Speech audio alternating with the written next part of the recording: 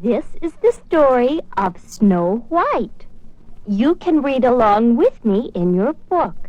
You will know it is time to turn the page when you hear the chimes ring like this. Let's begin now.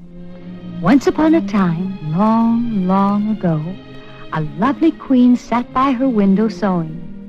As she worked, she thought, if only I had a little daughter, how happy I would be. Dreaming, she pricked her finger with her needle. 3 drops of blood fell on the snow-white linen. How lovely my little girl would be if she had lips as red as blood, skin as white as snow, and hair as black as ebony, thought the queen. Some time later, a little daughter was born to the queen, and she was just as beautiful as the queen had hoped she might be. The happy mother decided to call her baby Snow White. But the queen was very ill, and when Snow White was still a little girl, her mother died. Snow White's father, the king, was broken-hearted. For many years he was sad and lonely. But at last, the lonely king married again, and there was great rejoicing in the land. His new queen was very beautiful to look upon, but alas, her heart was cold and cruel. The queen was vain, too. She would spend hours dressing herself in fine clothes and brushing her black hair. Then she would stand by the mirror and admire herself.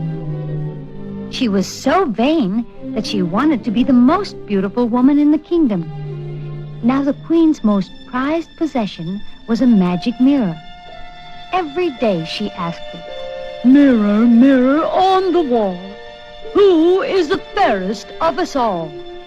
If the mirror replied that she was the fairest in the land, the queen was happy and all was well. But sometimes another lady was named. Then the queen would fly into such a terrible rage that the people around her trembled with fear, and the wicked queen would order the poor lady to be killed. Meanwhile, Snow White was growing up to be more and more beautiful. And as well as being pretty, she was so sweet-natured that everyone loved her. Everyone but the queen. The queen looked at Snow White jealously. At last she could stand the sight of the lovely princess no longer. She banished Snow White to the servants' quarters. Snow White's fine clothes were taken away from her, and she had to dress in rags like the other servants.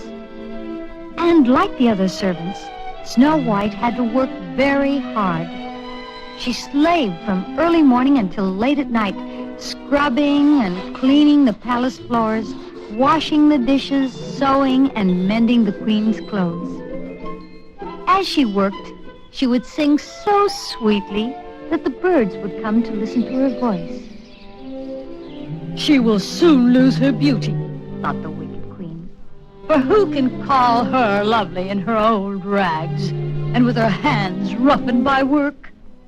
Nevertheless, the queen went to her mirror and day after day asked the same question. "Mirror, mirror on the wall, who is the fairest of us all?"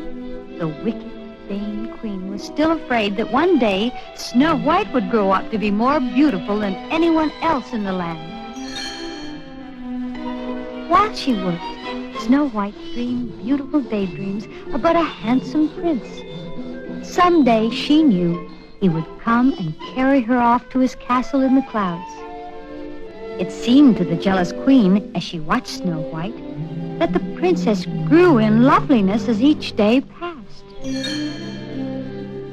And indeed, though Snow White wore ragged clothes, her beauty was plain to see. At last came the day the queen had been dreading. "Mirror, mirror on the wall, who is the fairest of us all?" she said, and the mirror replied, "Her lips blood red, her hair like night, her skin like snow,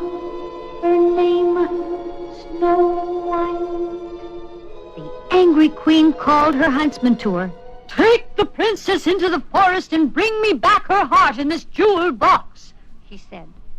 The huntsman bowed his head in grief. He had no choice but to obey the queen's command. Off into the forest went Snow White and the huntsman next day. The princess, not knowing what was in store for her, skipped along beside the huntsman, now stopping to pick violets, now singing a happy tune. At last, the huntsman, heartbroken, fell to his knees beside the princess. "I cannot kill you, princess," he said, "even though it is the queen's command. Run into the forest and hide and never return to the castle." Alone in the forest, Snow White wept with fright. But she was not really alone, she found. All the little woodland animals were her friends, and, chirping and chattering happily, they led her to a new home.